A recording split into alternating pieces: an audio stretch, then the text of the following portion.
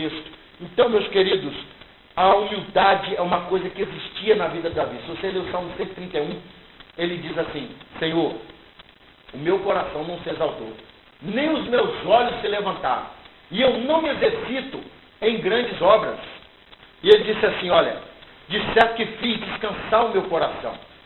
Como é o coração de uma criança para com a sua mãe, tal é o meu coração para comigo. Aí ele fala para nós hoje: espere no Senhor, Israel, desde agora e para sempre. Deus vai te levantar, irmão. Não adianta ficar ansioso, nervoso. Eu não consigo emprego hoje. Eu bato naquela porta, ela está fechada. No tempo certo, Deus vai fazer. Mas é na humildade. E Deus vai fazer. Pois é, irmãos. E última parte. Davi era um homem segundo o coração de Deus porque ele honrava suas promessas. No capítulo 18 de 1 Samuel, Jonatas faz um pacto com Davi. Mas no capítulo 20, é Davi que faz um pacto com Jonatas. Como é que a gente não entende isso? Davi começa a sentir que a profecia de Deus vai se cumprir na vida dele. E ele fala assim: Jonatas, eu prometo ser fiel à sua descendência enquanto eu viver. Se eu me tornar rei mesmo, como Samuel profetizou, eu não sei, está na mão de Deus, eu prometo nunca esquecer da sua descendência. Se você pegar o capítulo 9 de 2 Samuel, Davi já é rei e exaltado por Deus. E Davi se lembra de Mefibosete, que era um membro da linhagem de Jonatas, de Saul, que estava em Lodebar. Ele mandou buscar ele na carruagem de Saul. Se você lembrar do capítulo 2 de 2 Samuel, você vai ver que Davi pega Isbosete, que era um filho de Saul, coloca ele como rei numa pequena província. E fala: olha, como você ainda existe, eu respeito a hierarquia. Então o que acontece? Homem de palavra é homem que tem o coração de Deus. É lógico que nem sempre a gente pode cumprir, irmão. Mas vamos procurar prometer ou dizer que vamos fazer só aquilo que podemos cumprir.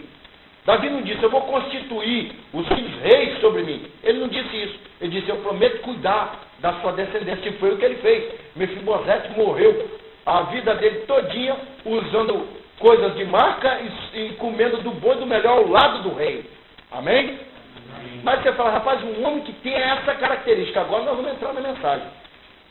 Um homem que tem essa característica, por que ele escreve o Salmo 51? É aí que começa, irmão. Quando a prova está na vida da gente, o que a gente faz, pastor? Vamos para a igreja, vamos orar, vamos buscar, vamos jejuar, vamos ajudar o pastor. Estamos na prova, né? Mas e quando Deus começa a fazer você andar de Hilux? Você agora é empresário, já não é mais subordinado. Você é honrado por Deus. Agora você não fica procurando as pessoas que te procuram. Veio o chamado relaxo. Quantos pastores que eu conheci que são assim? Quando ele era um cooperador humildezinho, o pastor falava assim: olha, vamos para a praça pregar hoje. Ele ia, carregava corneta, carregava caixa, e o pastor, para cada coisa que você carregou, eu te dou 5 minutos para você falar. E ele arrastava, ele queria achar mais coisa para ir mais. Eu mesmo lembro que quando eu aceitei Jesus na Assembleia de Deus, às vezes eu subi um morrão para ir pregar lá em cima. E muitas pessoas, irmão, não é o meu caso, às vezes mora do lado da igreja e não vai para a igreja. Ah, Jesus já me abençoou, eu já tenho uma esposa bonita, uma mulher de Deus, eu já tenho prosperidade suficiente. E aí? Então o que aconteceu com Davi? No capítulo 11, no capítulo 7 de 2 Samuel, Deus faz promessas a ele. E no capítulo 11, o exército de Davi estava cercando Rabá e já iria tomar a capital dos filhos de Amon. Davi fala: mais dinheiro para o meu bolso, mais prosperidade para Israel. Aí ele olha Betseba. Irmão, cuidado com mulher, porque mulher é um veneno. Eu, por exemplo, só cheguei a ser pastor porque eu sempre procurei tomar cuidado com essa parte.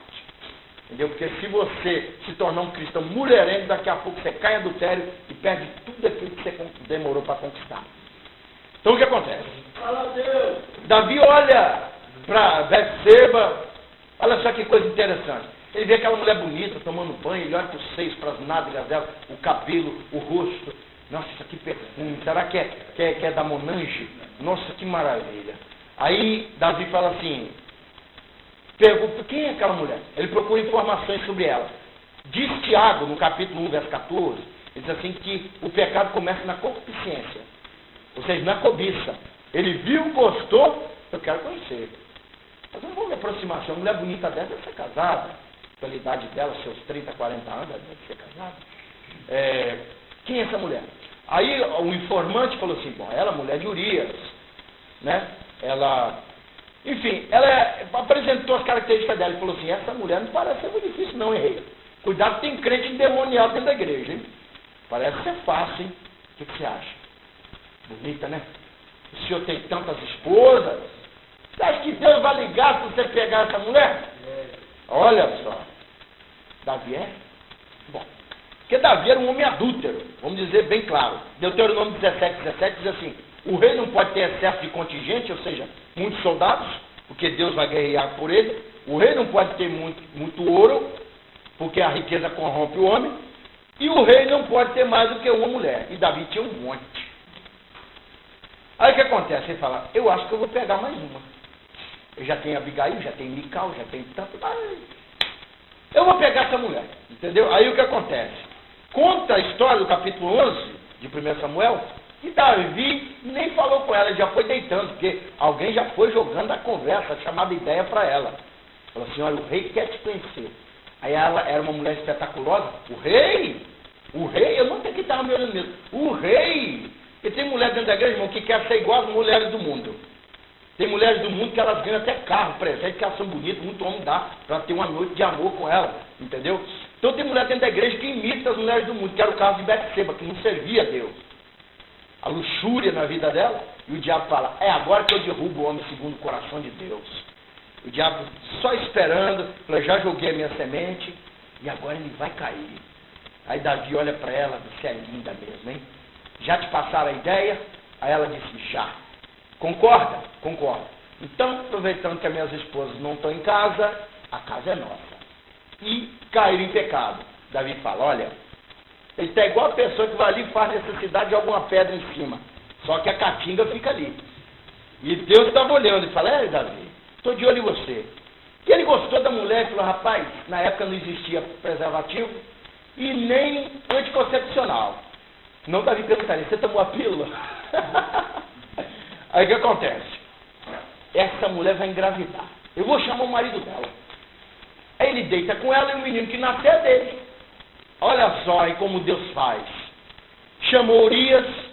Falou, Urias, hoje eu vou te dar dia de folga, meu querido. Você não vai ver estrondo de catapulta e nem sangue. Você vai deitar hoje com a sua mulher. É por minha conta. Hoje você recebe o dia sem trabalhar. E Urias olhou para a cara dele, rapaz, eu sou um soldado.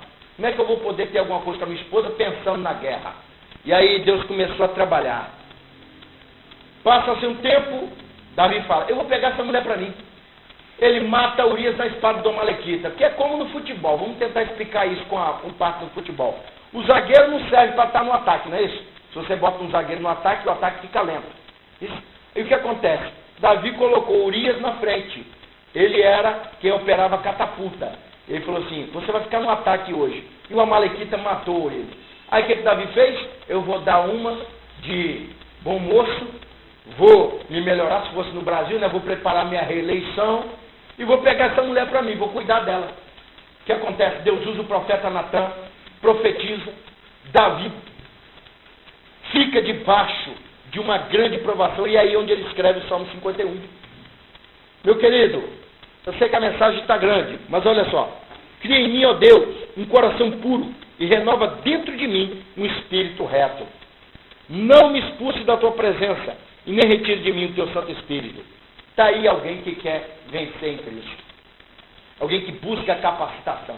Ele prima por ter a presença de Deus, mas se ele caiu, ele tem a humildade de descer, de se humilhar, confessar o pastor, confessar a igreja, confessar, porque Israel todo descobriu esse pecado, que ele ficou nos livros de esporte de Israel, mas Davi teve que ficar 21 anos debaixo de angústia.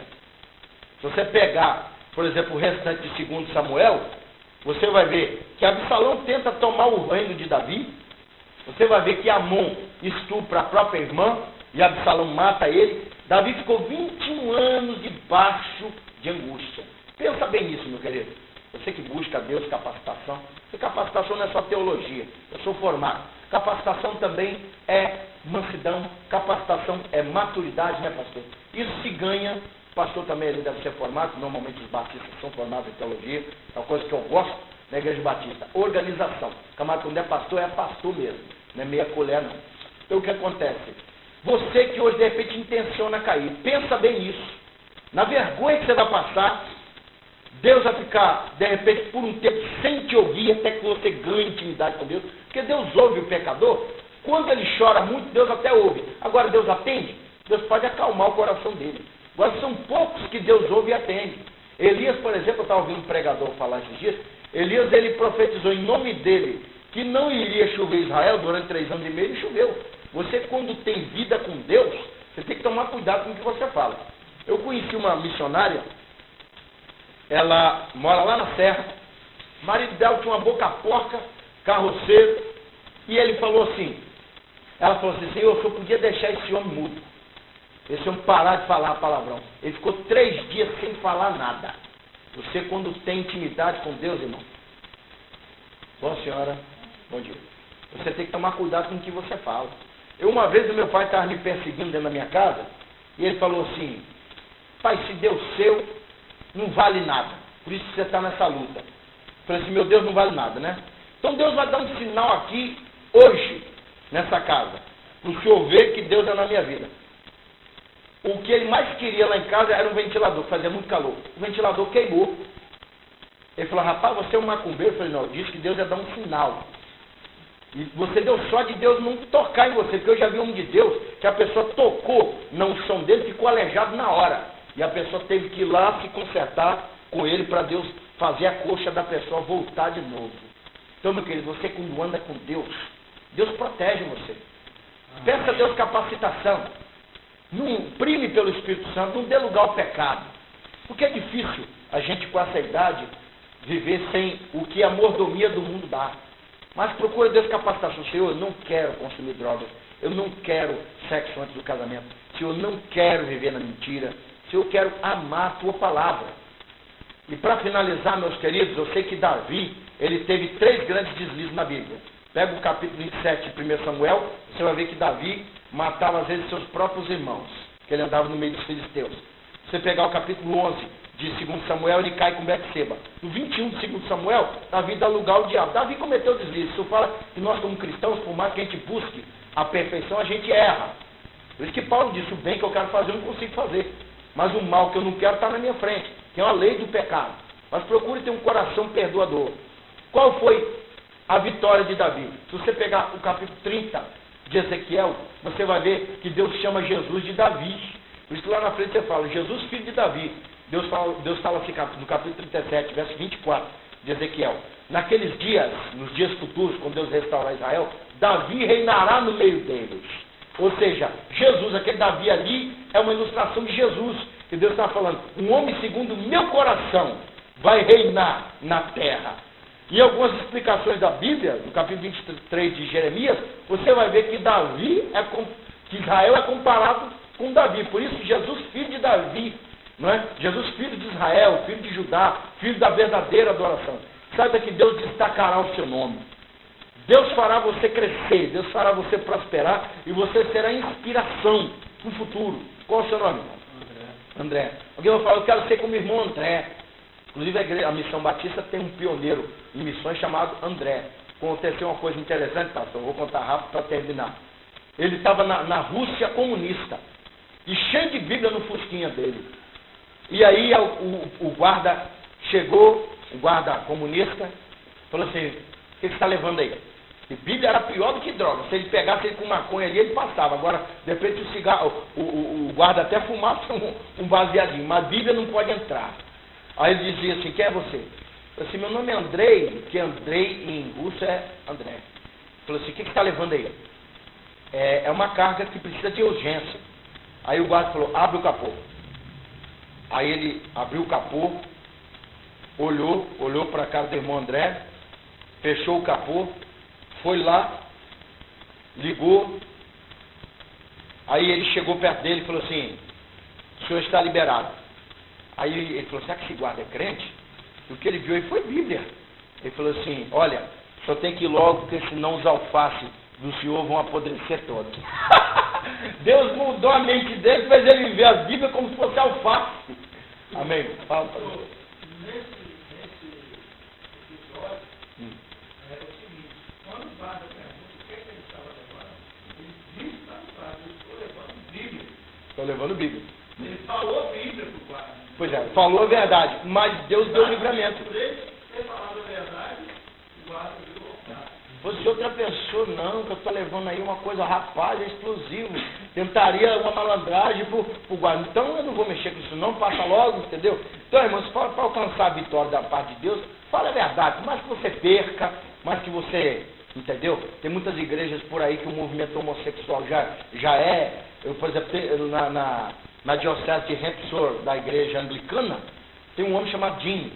Ele se casou com outro homem e ele fala: eu sou bispo primaz, seria pastor. Um irmão aqui da Assembleia da Igreja Anglicana de Pernambuco bateu contra isso. Sabe o que a Igreja Anglicana fez? Botou o irmão que protestou contra isso na disciplina. Isso fala que às vezes o ministério pode voltar contra você, mas se Deus é contigo, você vai vencer. Amém? Pois é, meus queridos, para finalizar, Provérbios 13, verso 13: aquele que obedece o mandamento será galardoado, mas aquele que desobedece não ficará sem culpa. De repente você está cometendo pecado nas costas do pastor, o pastor não vê, mas uma hora Deus vai mandar o castigo. Eu conheci um pregador lá no meu bairro, que ele vivia adulterando com um e com o outro e pregando a palavra de Deus.